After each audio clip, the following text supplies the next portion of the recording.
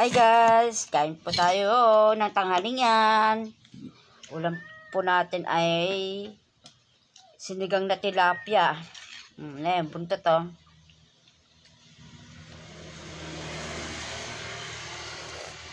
Yung tira namin po ito ay kagabi. Yan, pinainit ko lang po. Ang sarap na sabaw.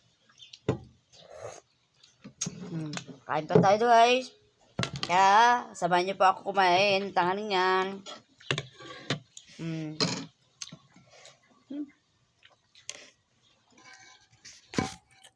Yan, si Mother kumakain na siya ng tanghalian. Ano?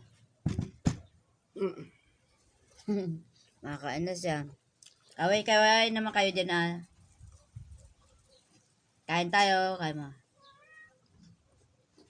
Kain tayo, kain mo. Kain tayo. Ayan.